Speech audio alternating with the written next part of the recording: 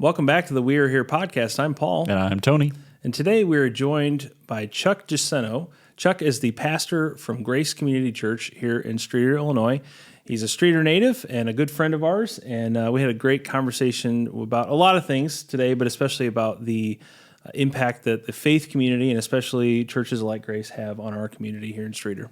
Yeah, Chuck's one of my favorite people. We've known each other for a while now, and we spent a lot of time with each other carting around marching band stuff during last year's marching band season, moving speakers and all that. So we had a good time getting to know each other even more during that. You guys are going to love this podcast. Chuck's a great guy, great church, and here's the podcast.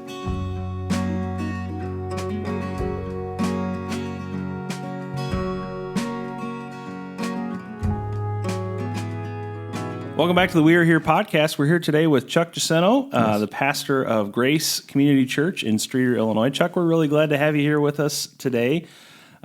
We, of course, have kind of partnered in ministry in some different levels before, and always excited to be able to work together for the kingdom, and also to be able to sit down and get to know you a little bit more, hear some of your story, some of Grace's story, and also hear about what you all are doing to impact our community. That's great. So thanks for being here with us. Cool. Let's hang out. So tell us a little bit about your story about growing up in Streator. What makes you you? What's the story behind Chuck Giacinto? I'm a Streator kid. So I grew up in Streator. Lived here my whole life. Just went away for college, but even while at college, I would drive back on the weekends and was real involved in church and so forth. And went to IV for a couple years. Stayed local. My wife Lynette and I have raised our kids here, raised our family. We've just always been here. We didn't really move away. So, I grew up, I'm 57, so grew up kind of in the late 70s and 80s in Streator. Yeah, kind of a different era. It was a completely different era. Yeah. We played outside. Until the street lights came on. Exactly. And then mom yelled for you to come home, right? Yeah, absolutely. If you don't mind me asking, did you go off to a four-year college after you went to IV? Or Went to ISU. Okay, all right, very nice. Yeah. Major, what'd you study? Graphic design. Very good. Yeah, that Very didn't quite happen. I graduated the year I use that all the graduated. time? Well, I do now because of the church and ministry and everything. It's just different. But I graduated from there in '89, and that was the year the computers took over everything. Yeah, they were building the computer lab at ISU and had it behind curtains, so nobody knew. Wow. Nobody knew what it was. That our diplomas were about to be useless. Oh, man. So I literally couldn't get a job. Yeah. Oh, wow. Upon graduation. Wow. That's incredible. What a transition in our history. It's like those things happen. Yeah. We've talked to kind of older folks, that went through that a little bit earlier on, and there's just different eras where, I think each generation can kind of relate to that. Different vocations, and, different, had that moment. I just happened to be right at that moment when that happened, and my skills were useless. Mine was using technology in music. Yeah. So for my senior deal, I had to handwrite all this musical stuff for parts and vocals and flutes and everything. And then the next year, they had a computer lab, all with those iMacs that were green and like the first iMacs that were real popular. Had all these iMacs where you just did it all on a computer, and I'm like, are you serious? Glad I did all that work. Yeah, absolutely. And now everybody I've ever played with, nobody knows how to read sheet music. There's that too. Yeah. It's just what's the chord changes. Right. Just give me the chord charts. Give me the changes. Just hum a few bars. I'll be good. Yeah, that's all I know. Oh man. Well, you are a musician, obviously, pastor, creative, and done a lot of creative work. So let's talk a little bit more about what built that foundation. Some of those memories growing up in Streator. What do you go back to? What are some of the streetlights coming on kind of things? What do you remember about the town in the 70s and 80s? It was just that. When I was 7 to 10 years old-ish, I lived out by the country club on Old Orchard Lane. Yeah. And so it was the neighborhood kids. We would run the neighborhood and swim at the pool at the country club all day and play baseball in the back lot. It was all that. And you didn't go in until it was dinner time or it started getting dark. And it was a whole different time. It's hard to even explain that to people now, to imagine that we just had that freedom to run around and you were safe and you had your gang of buddies that all lived in the neighborhood, and we would play baseball, and the next day we'd fight. And the next day you were best friends. And we were again. best friends within the hour, and it was just but that was a great time to grow up in this area. Streator's a factory town. Yeah. Kind of blue collar workers, things like that. Do you remember? I guess we talk a lot of people come on here and talk about the Main Street. What it is today, the Main Street area. What was that like when you were a kid? Was it kind of before? It was before that rehabilitation that we've done recently. But what was that area like? When you think about the late 70s, when I was like 9, 8 years old, and so forth, the downtown, you had Woolworths, and you had all these big stores, and it was where everybody went shopping and walked around. And then you had the holidays where you had like the Christmas parade and things like that, and we still have those things. But before the internet and before all the entertainment options we have now, that was what everybody did. So the whole town converged. So what we see now, which is wonderful, we have cruise night where you see so many thousands of people, even that you haven't seen in years.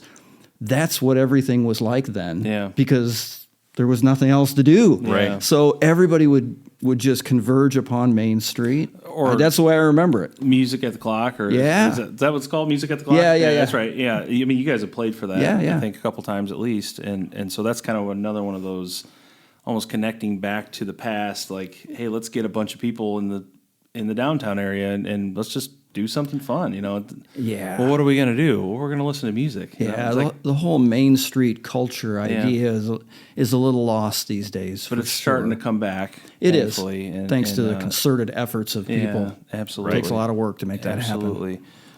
So any other changes in the town that from when you were a kid to today? Maybe even some things like, man, I really miss this, wish this would come back. Anything else that you can think of that? Well, it was just different. The movie theaters. I was 10 when the first Star Wars came out. Awesome. Yeah. And so, my parents had their real estate office right up the street, so they'd give me a couple bucks to go down to the theater and for the afternoon. So I went in and saw that first Star Wars movie by myself. In the Majestic? In the Majestic. Okay, yeah.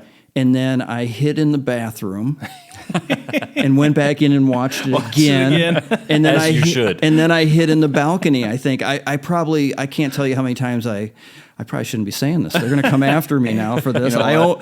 Sorry, Majestic owners from then. I owe you about $9 probably. Checks in the mail. I saw that first Star Wars so many times, and I would sneak around in there, and it was a wonderful time. Yeah. I think because it's Star Wars, you get a pass. It's fine. Is that okay? Yeah, it's fine. It's understandable. Yes, completely understandable. What about today? So think about Streator today. What do you love about our city? I love this city. And there's times when Streator gets a little bit of a bad rap from out of towners and things, and I've heard all that. When I went to IVCC, people would say things and make remarks and everything, and I'm like, I don't see it. I know we lost a lot of industry with the glass factories of the day, and a lot of the, like you say, the blue collar employment and everything. But the pride that's in this town still exists so strongly. There is something really special here, and the thing that came to my mind as I was thinking about that, and there's a lot of ways we see that now, our 4th of July celebrations and all the activities, the concerts, and the hard work of a lot of people. I think if anybody one time is able to attend our high school awards scholarship night. No kidding. Yeah. I kid you not. Our kids have benefited from that night annually, and Was that $300,000 worth of scholarships? That's incredible. it's overwhelming Yeah. to sit there and watch and to see alumni from 50 plus years ago still travel to Streator and want to help students now. The amount of money that comes in, we think, I'm sure all towns have this sort of thing. Not at that level. Right. No. Not at that level. The generosity that surrounds this town and the pride that there still is there, that to me has been overwhelming every time I've witnessed that. And I know not everybody gets to see that, but that is a testimony of the way people still see this community to this day. And you have, as pastors, we have a unique view. We can see the best of people, we can see the worst of people, right? And we can also see so often people behind the scenes helping others out and giving them that lift up. And so speak to that for just a moment. Just tell us a little bit more about, as a minister, what you see in the people in the Streator area. How would you say we're unique in that respect of how you've seen people kind of dive in and help others in that way? Yeah, you guys are in that same position where we have a glimpse into the needs of a community. I think people can look in a general sense and go, wow, there's a lot of problems in town. You can look at every town and see where there's problems. Mm-hmm. But we do have a unique, I guess you could say, finger on the pulse of those needs specifically, and how to address those needs and how people do come together. It's not even just that, well, I'm under the roof of this church, so that's my bubble where I help. I don't see it that way in this town. No. There's a wonderful sense of unity here regarding the needs that exist in this town. And so being in ministry here is really kind of a special privilege in what we get to be part of. So the pride that people have in Streator in general, combined with what we get to do in the background and see people do and serve and be generous in the background that nobody even sees, man, that's the stuff. Yeah. I will never tire of this town. And there's no shortage of stories that we could tell of people. And I mean, granted, there's some people don't want the attention. And so, we have to kind of, there's always going to be unsung heroes just because there's some people that just out of that sense of humility don't want the recognition. But it really is a joy to be able to see other people give of themselves, of their time, their talents, their treasures, right? And be able to make a difference in the lives of local people. We could depend on people outside of ourselves, and there's things like that kind of those safety nets that exist. But I think we should never lose the sense of wanting to take care of each other as well. And I think that's so important in a community. And I think we can look around and know that other communities have those things going on, and be glad that is happening elsewhere, and still be really proud of what we see happening here, because it's really a good thing. Absolutely. Well, you talked about Grace, as the church, and I would 100% agree that the churches in town, I think, and I know you feel this too, we work really well together. I think we all have a sense of unity and that sense of we're not competition for each other. We're on the same team. We're all in this together. And I remember you saying one time, I think it was in one of our ministerial meetings, that if every church in town had 1,000 people, there'd still be thousands left to reach, and so what would we be competing over? Exactly. There's just so many more people that need to hear the gospel. We can't take care of everybody. Absolutely. So it's been a joy working in ministry with you. But tell us a little bit about Grace Church specifically. Share the story of Grace. Started with your parents. Yeah. What was the story behind it and the vision behind it? Go ahead and share that. Yeah, with us. I'll abbreviate it as best I can. But I was just a kid, and it was never my parents' intention to go in ministry and start a church. That wasn't their ambition. It wasn't a calling upon their life at the moment. It was that the two of them had a very radical transformation in their personal lives. My dad was doing well in business and real estate, and this goes back to what you said about memories of growing up. My grandpa was the barber here in town with the barber shop. So I spent a lot of my childhood sitting in that barber shop, listening to all the old guys, I mean, hearing all the world news. It was fantastic. The Price is Right would be on the TV, and these old guys are sitting around arguing, and that was my childhood, was sitting in that barber shop. And so my roots here are deep that way. People still come up to me and say, "Oh, your grandpa used to cut my hair," and what a great guy he was. But so he and my dad did that side by side. My dad got into real estate, and he drank a lot. My dad did, and my mom was very sick all my growing up years, and wound up at Loyola University Hospital. She only had, basically hours to live. I had to go in, say goodbye to mom, that whole thing. And one person, a friend of theirs, came in and offered to pray. And everything changed in a moment. She sat up. She went from being 80 pounds, blind in one eye and no hair, to just healed. I can't even say it any other way. And my dad never touched another drop at that moment. Their lives were transformed. And so they didn't go, hey, let's start a church. This will be fun. It wasn't like that. They just wanted to do that for others and pray for people. So they just started a prayer meeting in our home. And honestly, as like an 11-year-old kid, I wasn't ready for that. Yeah. I was like, suddenly, I don't even know these two people. I didn't even know my parents overnight. And it wasn't that I rebelled. It was just that I only knew the parents I knew. Yeah. And they changed. You hadn't so been dramatic. raised that way No. up to that point. And I didn't even, this is who my dad was. This is who my mom was. And she was always in and out of the hospital, And all of a sudden, they were completely different people. And so my problem with the faith originally was just that, who are these people? Yeah. And now who are these over 100 people in my home 2 nights a week for prayer meetings? I don't even know what's happening. Yeah. And so it was a shock for me as a kid. But then I it's not that I got on board. It's that, God touched my life in the process. Through the Spirit, and I came to realize, how real this was and what God was doing. And so what happened in our home outgrew our home. And that took us downtown to a storefront. And that took us in, there were ministries that came forward and just approached my mom and dad and just said, hey, we want to help teach you and guide you. We want to see you ordained. We feel this is where this is going. And so they had some really, good covering and guidance in those early years where they were just brand new and overly excited. Yeah. And so it's what it was. That's an explosive combination right there. It was. It was just this radical time. And so it went from our house to downtown to our current location, north of Streator, where we've been, and now it's been over 40 years of ministry. Yeah. Wow. That's incredible. What an incredible story. And to be able to experience it firsthand as a child, I think it would be, it'd take you some time to get used to it. I think, and to understand fully, but to be able to look back. I mean, you have that foundation of seeing that transformation in your parents' life. Now, I'm kind of speaking on your behalf, but it's kind of like foundation of seeing what God did in their life. Yeah, it's not like I had a change of opinions or anything. I really don't have a choice. Yeah.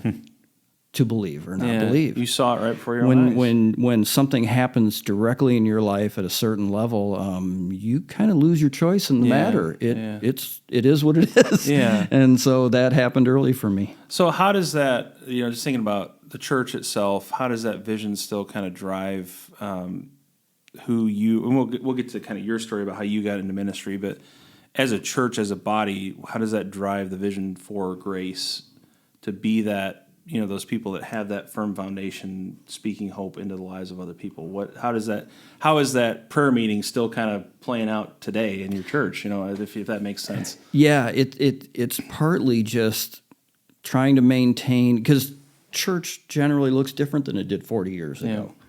The whole world looks different than it did 40 years ago. So how do you maintain a certain culture of prayer, of meeting the needs of people, and it's going to look different over time. Sure. Certainly, it's a different time. It's a different generation of people. Different needs. Needs. The world is different, and yet you have to maintain a focus on the core things of how things started, and go, okay, we're going to pray for people. Yeah. And if that means service isn't done at this minute, then that's we're going over. Then that's what it is, because people want that. Yeah. They come with needs.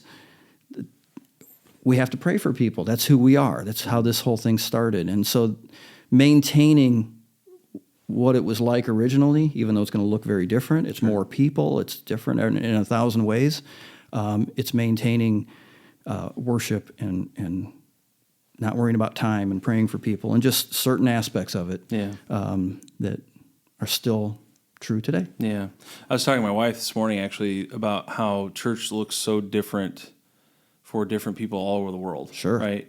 So if anybody that's traveled as a missionary or whatever knows this, even short term, but church in Mexico looks very different from church in the United States. Yeah. Church in England looks very different from church in the United States. Church camp, even if you're in America, looks very different Yeah. from church on Sunday morning, and Church down the street. church looks down the very street different. looks very different. And another from- church down the Exactly. other Yeah, street. like- Yeah. And the reason I say that, I think, is once we, you talked earlier just briefly about the bubble. I know it's kind of a joke with it. Yeah, It's sure. like, we get in our little Christian bubbles or our Yeah. little cliques or whatever.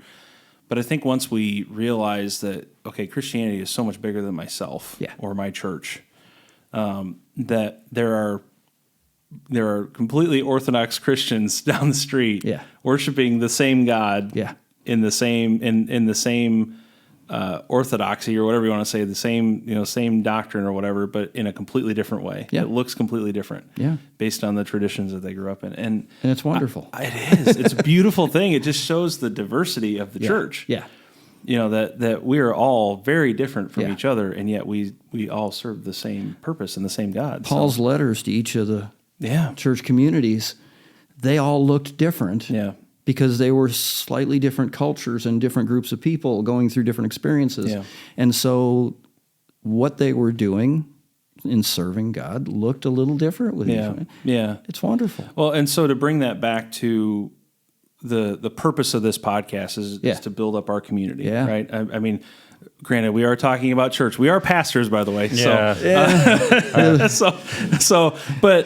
But it has an effect on a community, a city, a town, or whatever, village, whatever you're from. When you have that diversity, I've said this before myself from the stage. The church is the most diverse organization that's ever existed. Yeah. And even just that fact that if you walk into a church in Streator, Illinois, if you walk into Central Church of Christ in Streator, Illinois on Sunday morning, and it's like, maybe we're not the place for you. Mm-hmm. You like, well, this isn't what I grew up with. I can point you to 5 other churches that maybe one of those is, and they're worshiping the same God. And that type of unity, that type of community, it has an impact on the fabric of who we are, I think, as a church, as a culture, as a city, as a culture. Oh, yeah. It helps us to see outside of ourselves. It helps us to be a little bit less self-centered, I think, to know that, well, I have brothers and sisters at a different congregation down the road. They're not the same as me, but I still value them. Yeah. And again, it's a beautiful thing. Yeah. Beautiful thing. So I don't know. Any thoughts on that? I guess I've kind of pontificated a No, little bit there, but it makes me think. It makes me think of what we realize that a lot of people don't think of with churches is that we kind of understand the role we have within the community and the impact and power that is there. I just said yesterday, it's easy for the church to think, man, it wouldn't it be great if the economy in our town grew so that our churches grow and get blessed. It's like, no, that's backwards. yeah. That's backwards. Yeah. We're not waiting for things to change around us so we grow and get blessed.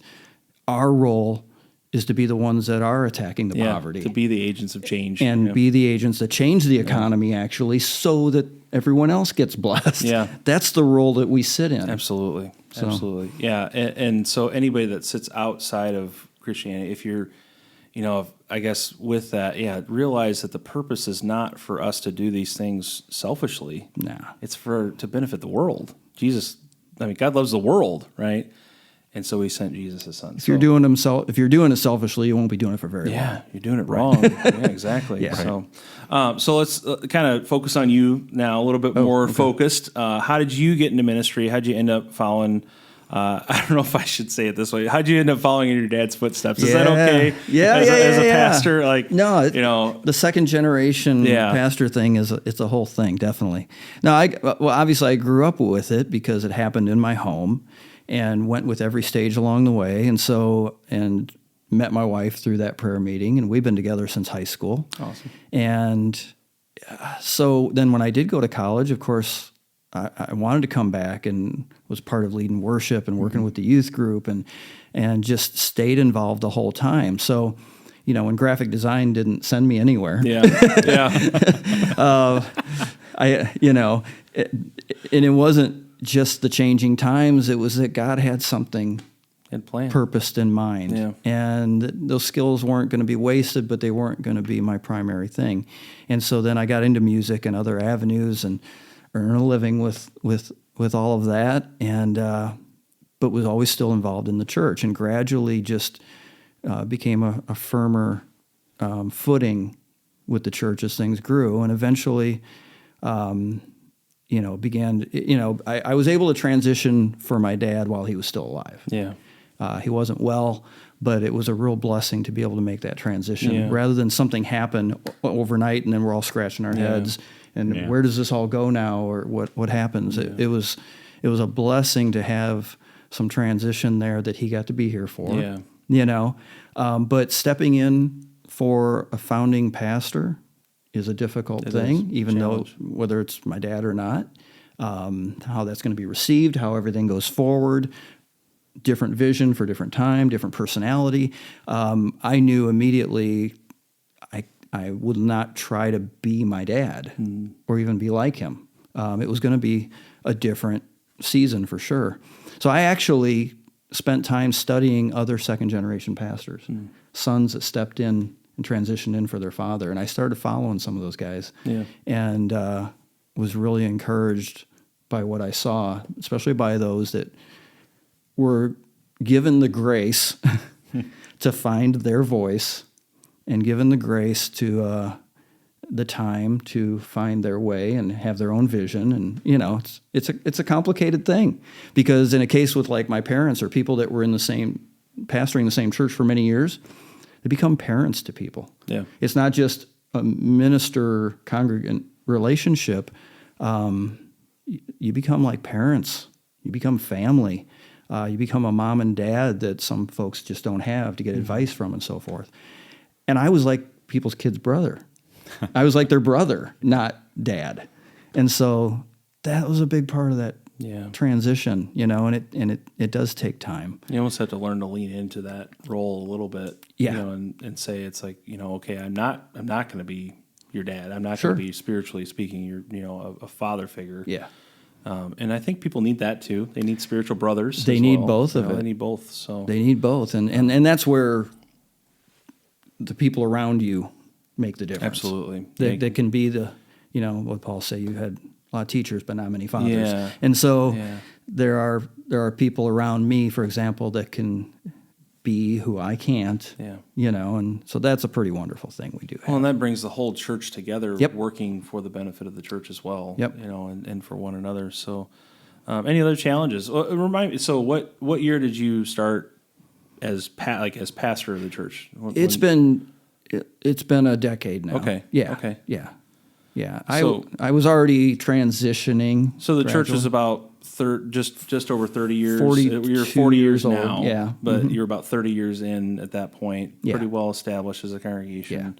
Yeah. Any other challenges you can think of, or what are some of the rewards? As also like what since then in that last 10 years, what's been rewarding about it? How has it benefited you personally? The first couple of years or so, of course, trying to get your footing is something, and just find your way and find your voice. And then this COVID thing hit. Oh my goodness! And churches all have stories about how they dealt with that and survived that and got through it. And we had something really wonderful happen. We've grown about 40% since COVID. And the online streaming and reaching people that way all kind of came out of that. And so it's kind of like the struggles of my first 3 or 4 years there. It's like as a church, we started to find our way out of COVID, which is an interesting thing, because that lockdown time was difficult for churches to recover from, to communicate with their people. And we just had a real blessed time out of that. And things have found their way since. I've got a hot take. Yeah. Are we ready? Sure. Is podcast rolled for a hot take? Do it. I don't know. Should we hold on? Hold on to your potatoes. Go ahead. Short Round said that in Temple. Never mind. In a lot of ways, I think COVID was a nice clean slate for the church. It was a reset. Absolutely. And I know it was difficult. At the time, it was super difficult. It was super hard. And everybody did what they thought was best and did their best. Yeah. No matter what they did. So I'm not casting judgment on the way any church dealt with that situation, because it was impossible. Oh, yeah. didn't matter what you did, people were going to be mad. We had no precedent for such No, a thing. it was so difficult. But it was a reset button that I think needed to be pressed. Yeah. Yeah. No, I'm with you. It cut to the quick for It sure. did. And anything you were doing before that didn't matter was like, well, that doesn't matter anymore. Yeah. And you're kind of woken up out of that daydream of thinking it did too. Yeah. And all of a sudden what really matters became really clear, really prevalent. So there's my hot take. Sorry. Yeah. No, I think it's a good hot take. Spot on, Yeah. actually. I think some churches, again, we're getting kind of outside of the purview here, kind of more meta, but some churches that didn't recover, that haven't grown back from that, probably were more the ones that were unwilling to let go of those things that didn't really matter. Serving the community is one of those. Being together in fellowship and in discipleship and knowing that you have a church family that you can trust and that will build each other up. I think those are some of the things that became so important for us. Just adapting. Yeah, Adapting. and realizing that as the church we're better together than we are apart. Yeah. That sometimes we can tend to fight over things that just don't matter. Yeah. Yeah. They just don't matter. Yeah. At the end of the day. Yeah. So yeah, it cut to the quick for sure. I think it's a good hot take. Thanks. Yeah. Thanks for sharing. We'll see I thought it was going to be a hotter take than that. We were braced for it. That was for some people. That's going to be a pretty hot take. Yeah. Sure. Yeah. Well, we'll put Tony's email in the description. You know where to find me. Yeah, you I'm know not where hard to to find find. Oh, yeah. So I'm going to kind of add this question in here. So what's been the most rewarding part of being a pastor at Grace specifically? So for you, following your dad's footsteps at your church, what's been the most rewarding part of that? It's the part I don't do. What do you mean? Does that? It's standing back and just watching change in people's lives. Yeah. It's the thing. I know we're all part of it. We play a part of it. But there's the part of it we can't do. Yeah. That God's working in that person's life and the change that's happening in that person's life. And for me to be able to just sit back and watch when I think, okay, this person walked through our doors a year ago, and I look at them now. Absolutely. Or just things like that, and I just look at the change. That is the most rewarding thing, seeing families and people in that situation. Yeah. You stand back and you go for all the hard work and all the volunteers and all the people involved in everything, and yet you can't take an ounce of credit for what It's all the Holy Spirit. What God is actually doing when it's that profound. So that is the most rewarding thing for me, is to just stand back and see people. I love that. Yeah, and that is, I would 100% agree. Yeah, just being able to see the life change that happens, transformation that happens in people's lives. That it's more than they realize. Yeah, because sometimes it happens gradual for them, and they feel like they haven't come very far. Yeah, and you're going, oh. Now, you almost stop them like, now hang on, I knew you a year ago. Let's compare. Look where God's brought you since then. Yeah, it's wonderful. Oh man, I love that. Yeah, thank you for sharing that. So kind of backing out a little bit now, looking at the ministry of Grace. We talked before the program a little bit about sharing about some of your programs. I really want to hear more about Celebrate Recovery. Okay. So tell us a little bit about CR at Grace. What's that look like? And then if you want to share about any of the other ministries that you guys have going on, of course, we'd love to hear about those too. Yeah, the food pantry is real active on Wednesdays. We have just this amazing team of faithful volunteers that run that like a machine, and that serves a lot of families in the community every month. Celebrate Recovery is an interesting thing because you can see it as an additional program, something that goes on a night at a church. And the reality is this thing has changed the whole culture of our church. Yeah. And it's affected the community in a lot of ways. We didn't intend to start a program like that. Lynette and I, we were on vacation up in Michigan for a couple nights, got away for a weekend, and we're walking down this main street in, I think it was South Haven, Michigan, and there was a coffee shop on a Friday night, and we heard Christian music coming out. We're like, oh, let's go in and see what's going on. Check it out. Yeah.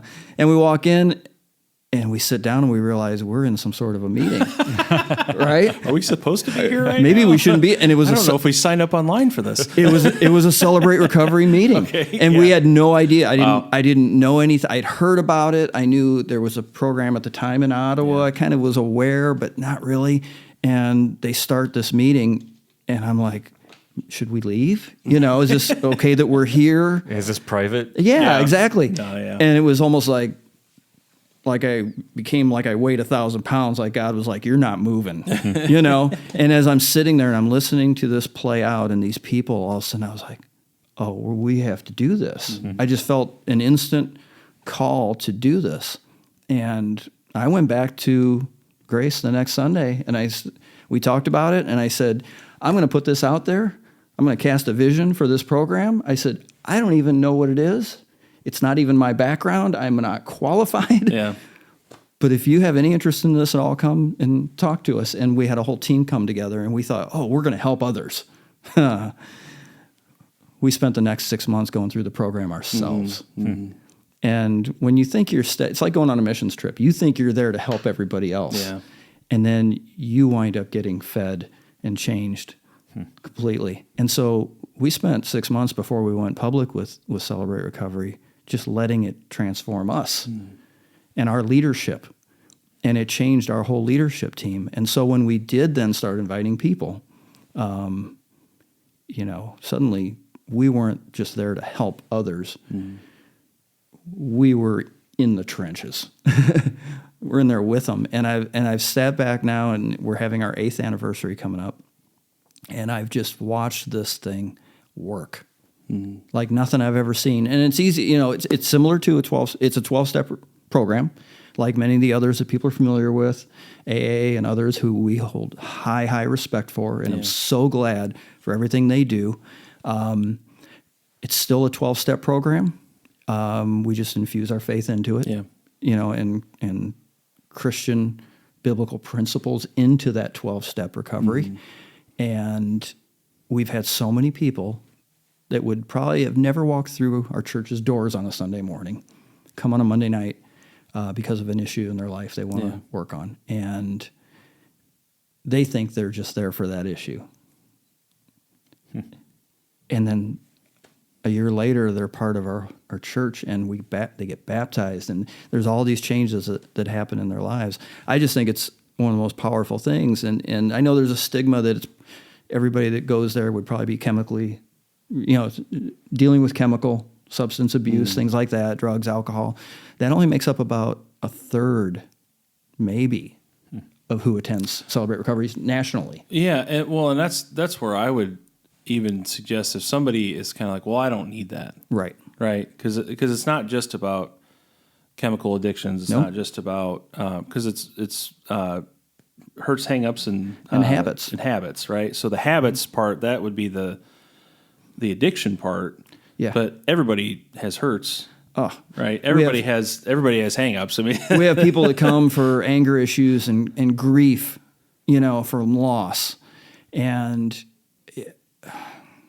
there's just such a wide spectrum of reasons people come. And drugs and alcohol are part of it, but it's only a part of it.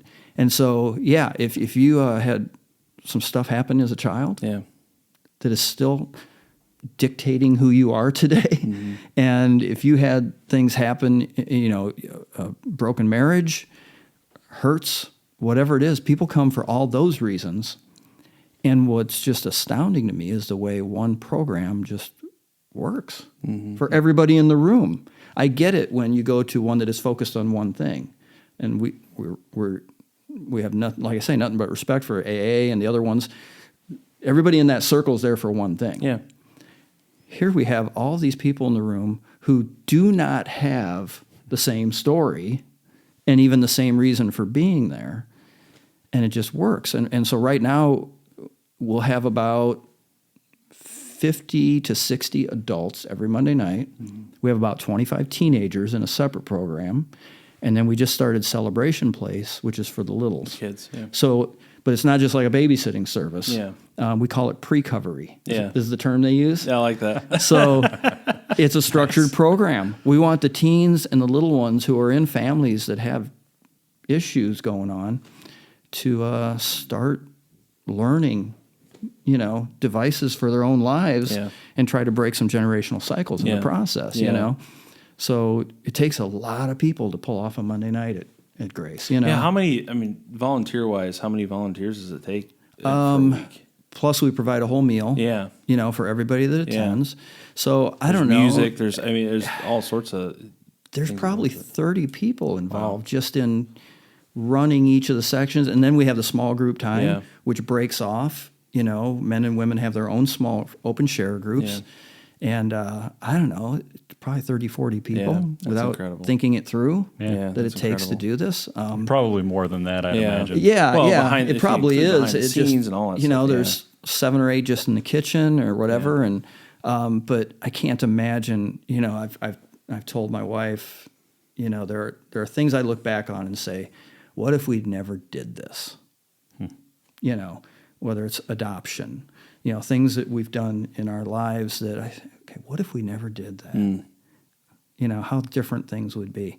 And Celebrate Recovery is one of those things. Yeah. I think, what if we never did this? What if we just walked into that meeting in Michigan and thought, wow, it's great that people are doing this. That's cool. Yeah. Let's get out of here. It's not for us. Right. But Let's go. we're glad this goes on. And that's okay. Yeah. But that wasn't the case. And the fact that we started it, now it's like, can't imagine. Can't imagine not doing it. What if we never met these people? Yeah. And that's the way I know as pastors, you get that. Absolutely. With the people that you come in contact with. What if we'd never met these people? They were never in our lives, And that's how I feel about this program. Yeah. We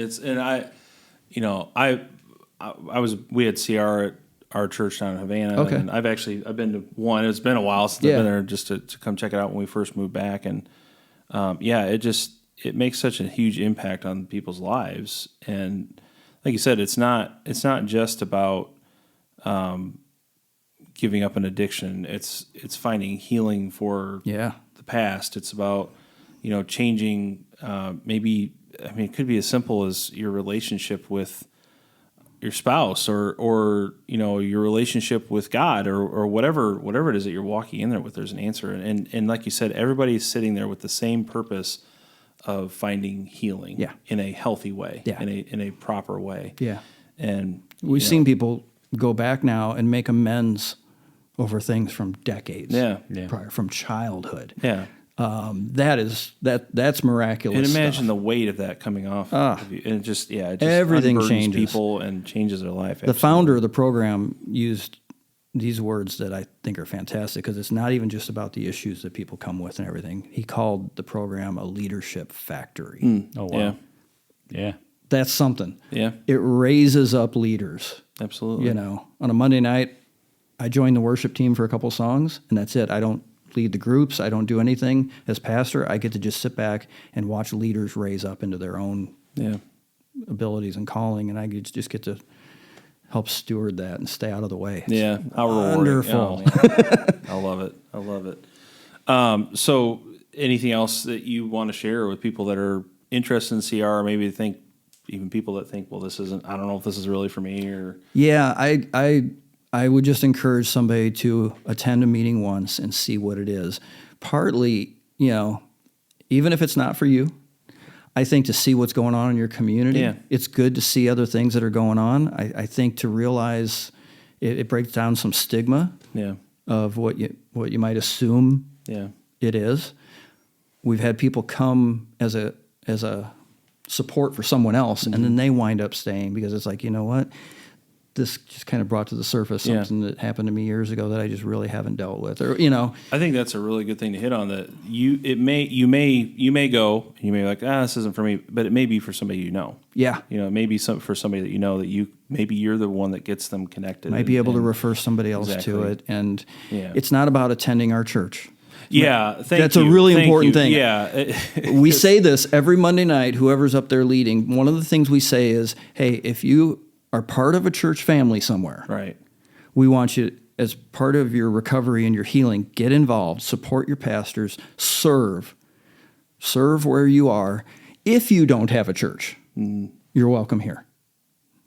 join us. Absolutely. But we preface always with, if you have a church, plug in there. Yeah. Make it part of your healing and part of what's going on. If you're there and you're growing and God is working, like, stay there and make your church better. Like, absolutely. It's not a big advertisement to join Grace. Yes. It's really make not. your church even better. Yeah. I got to share this really quick because it came to mind. When I was on my internship, big church up in the southwest suburbs, and they took out a billboard around Easter. And they were originally going to take out a billboard advertising themselves, but then they had this huge like influx of growth, right? Like from Christmas on. And so like, where are we going to put all these people? Like, Such a problem. For them. And so they actually changed the billboard, and it was just like, go to church somewhere. Go somewhere. Like, it wasn't an advertisement for the church. It was Anywhere. just, go to church. Just go to church somewhere. You know, It's a luxury we have. Like you said, we have a real sense of unity amongst the pastors and ministers in this town. It's that I have, somebody can come to Celebrate Recovery. It's not about joining Grace Community Church. But we all know each other really well in this town, well enough that I'll send someone your way. It's all good. Yeah. And there's plenty of room everywhere as far as that goes. But no, somebody that would be considering going, I think that program would really help me through this, but I don't feel like I want to join their church. It has nothing to do with it. Some do, some don't. But we say every week, if you have a church, get in there. Yeah. Get your hands dirty where you are. And if you don't, find somewhere. Yeah, absolutely. Absolutely. Well, thank you for sharing that. And so other things are going on at Grace too. You've got, like you said, the food pantry. Yeah. And any details you want to share about that real quick? Just when can people go there? How can people donate? That's on Wednesdays, just for a couple hours, 9 to 11. It's a window where everybody just pulls up, cars line up in the morning, and we come out to you and fill you with as much as we can. Yeah. And that's been something that we've had going on for a lot of years. Yeah. And of course, we don't see that ever ending. The need never ends, and that's fine. During COVID, we had a lot of people then that would pull up, and they were kind of embarrassed, and it was a first time for them, needing assistance, needing help, and sometimes it's hard for people to ask, man, just come. Yeah. Just pull up, There's no shame in it. No, There's no shame in it. No. Just pull up. So that's been a wonderful thing too. Yeah. You guys also do some really great concerts at the church. Christian music. That's been taken off more. Yeah. Tell us a little bit about it. Yeah. What have you done? What's coming up? I know you got Cochran and Company coming with Megan Woods. She's got the #1 song right now. That's really helped a lot. And a new artist named Mackenzie Phillips. She's on her first single. And now we just, we want to get back into the concert thing. We used to do it. We got back into it, and it's gone over really well. This one, we're 4 weeks away, and we've got less than 50 tickets left. It's going to be sold out probably in the next week.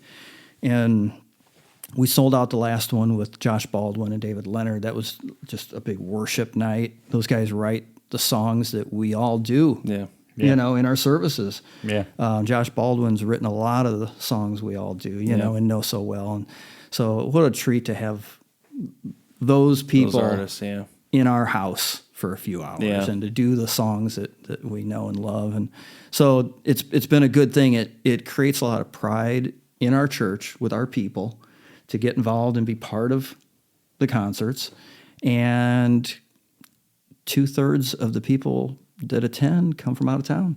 Wow. They're driving in from Peoria, Bloomington, Joliet, up by the suburbs. Yeah. They're driving down because they hear the artists on the radio all the time. Yeah. And where else can you go to see a great concert for $25? Yeah. Right. We're able to scale it in a way absolutely that is good for people. And I want to point out, if anybody's like, well, why do we need that? Why do we need a concert? Like those people are also, okay, if we just want to back out of the Christianity of all this, right? If you're not coming at it from that perspective. I was talking to Denny at More on Main a couple weeks ago. Those artists are coming here. They're also spending money here. They're buying lunch. They're taking their people. They come with a whole crew, right? Buses and they're semis. spending money locally. They bring people to listen to them in. They're helping the local economy. They're, and so those community events are not just so we can be like, yay us. Yep. Those have an impact. It's not just pure entertainment. It's also entertainment with a message. Yeah. It has a message. You're going to come away from it feeling more, feeling benefited from it, like seeing the benefit of it, and having your spirit lifted. That has it's an more effect. than it's That more has than an impact. entertainment. Yeah, It's way more than entertainment. Yeah. We know that we get to impact the community economically with Yeah. these. When 400 people come to a concert, okay, so in a few weeks we're going to have 400, probably 200 and some are coming from out of town. Yeah. They're going to need to eat dinner. Yeah. They're going to fill up with gas. It's their evening. Yeah. So we know we get to be a blessing to the community in Absolutely. that way. Yeah. What a lot of people don't see, they look at Christian concerts and things, well, that's the entertainment. It's entertainment. They don't see the part we get to see. Yeah. These people, these artists that you hear on the radio are wonderful people, and there is real fruit from these things. Yeah. We get to see them praying with people at the end of the night and ministering to people and encouraging them and talking to them off stage, Yeah. what nobody sees. Every experience we've had, there's zero egos. Yeah. There's no, you know what I'm saying? These are really wonderful people Yeah. that we're proud to have every time, and we watch how they take time with the people that come to see them. Yeah. And that alone is wonderful. But if these kind of nights can help local businesses, More power to it. wonderful. Yeah, absolutely. We Wonderful. want to keep doing Well, it. and what I love, I'll say this about you as a pastor. I know you have a tendency to pick the artists that have that impact, I think, and just so that's a compliment for you, just because I think from what I've heard, what I've seen, you have some of those connections, and it feels like the right person to bring at the right time. It seems like, and you guys as a church tend to It's worked out that do way. that well. It's And- not just because somebody's on the radio. Right. It's worked out that, we get to have some conversations and know, okay, is this a ministry-minded artist? That's what I was going to say. These are ministries. These aren't Yeah. just people that are, they're not sitting up on the Hollywood Hills and in their mansions like that. That's not the point. These are ministries that are coming into town. Yeah, and there's a having an reputation now that the tours are interested in stopping in Streator, Illinois. Yeah. Yeah. That's fantastic. If we had a few hundred more seats, Even better. we could do so much more. But Even better. because we're right on that brink of, Yeah. we're selling out every time. Yeah. And I wish more could come, but Yeah. it's the most we can do. Yeah. And it's all we can manage too. 400 people in our building is a lot. It's a lot to manage. Well, you think about foyer space, bathroom, like all that stuff. all the Parking, it's logistics, parking, everything logistically what Yeah. that day requires. Yeah. And our folks just are so great about jumping in and want Yeah. to be part of it. And Yeah. they've typically been on Sundays, so you've got to Oh man, do yeah. all this stuff I in know. the morning. Quick turnaround from I Sunday know. morning. I get there. I'm usually, I get there real early on a Sunday morning, start opening everything up, and there's a tour bus and a semi sitting there. Yeah. It's like, okay, this is happening today. Yeah. I love it though. What was I preaching about? I don't know. Yeah. Oh man. And so they, 11-ish, or I'm sorry, by about noon when we're done with our main service, then it turns into the frenzy. Yeah, like the anthill. Yeah. Turning it into what it was this morning to this concert venue Yeah. in the evening. I would imagine those Sundays you have a strict cutoff time for Yeah. when service Yeah. is going to be over. Yeah. Yeah, it's like then the Holy Spirit's going to be like, yeah, watch this. You think you got a plan? Okay. Yeah. Yeah, it's great. Oh man, that's fantastic. Fun stuff that happens behind the scenes that probably not Yeah. everybody realizes. Yeah. Man, makes what we do fun. Yes. We get to have some fun even through the challenges. So, Yep. So just kind of wrapping some things up. Where would you say, as far as thinking about now, this church as a whole, Christian community? We've talked a little bit about this. How has that grown in your time in our city? What did that look like in the past? How's it changed? And then let's go back to that idea of impact that churches have in the community as a whole. I think that's a great way to kind of wrap this up.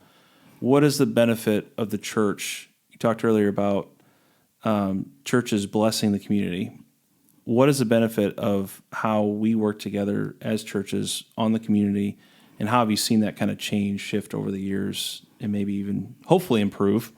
I hope you'd say it has I think it's improved and grown, but drastically. And I don't mean that in a negative way towards the previous generation or anything else. Everybody was in a different time, and things looked different at different times, and churches function different.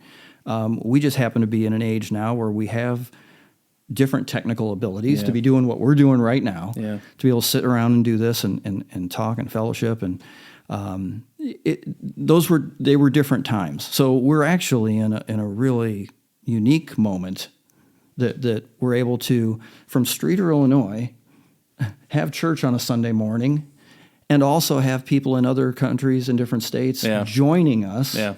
You know, I think we had like 13 people in 13 different states join us online last week in like 6 different countries.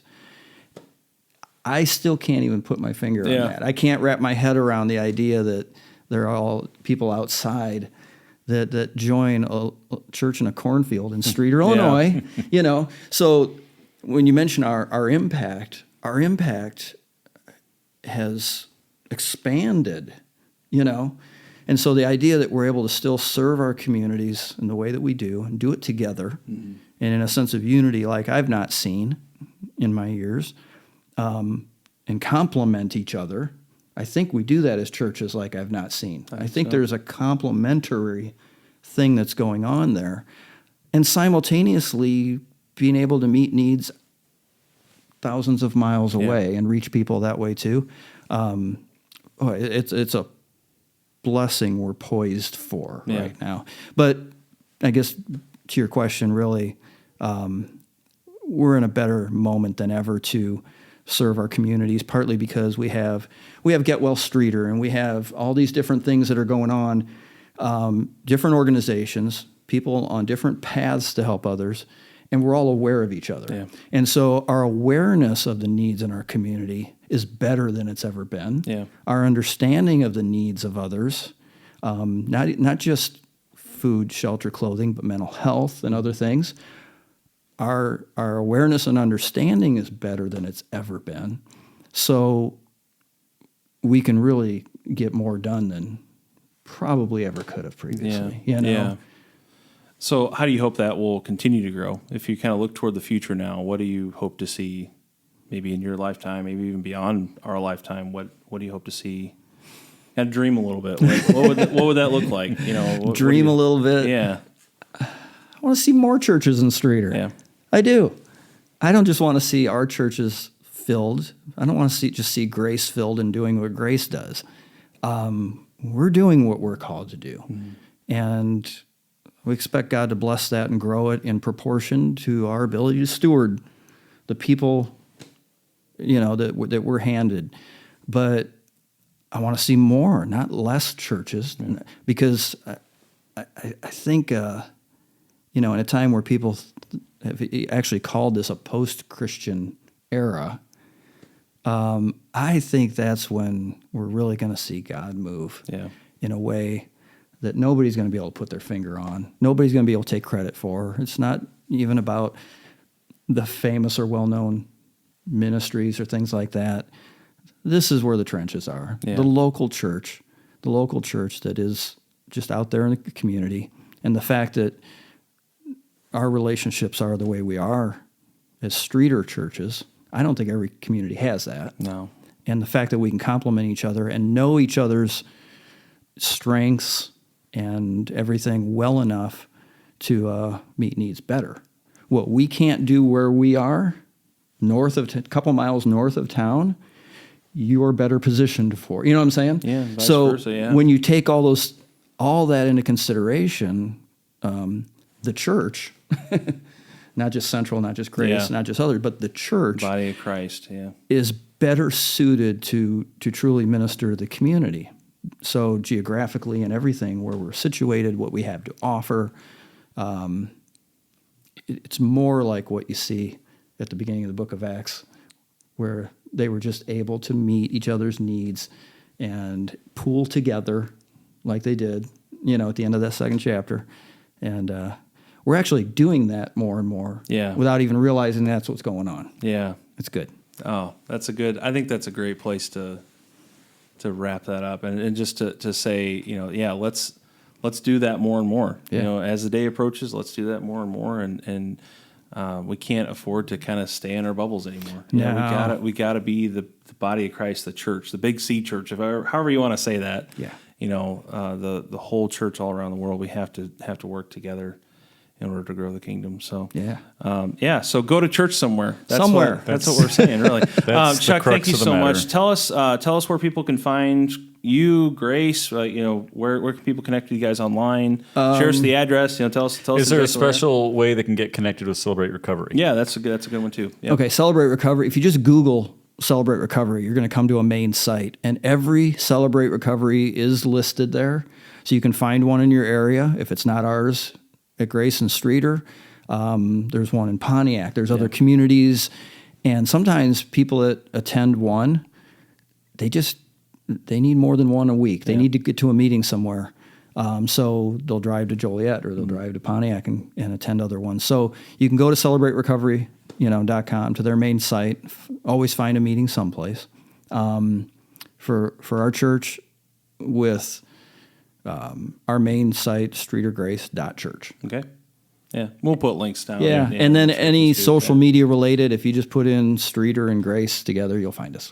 Make it as simple as we can make it. All right. Yeah. Fantastic. Well, Chuck, thank you so much for being here. Oh, thanks, you guys. It's been a pleasure. And yeah. Now we just got to go have lunch together. Let's eat. Yeah. We do that well. Really well. Yeah. So, Sure. God bless you. Thanks for being here, Chuck. And Thanks, guys. We'll see you next time on the We're Here podcast.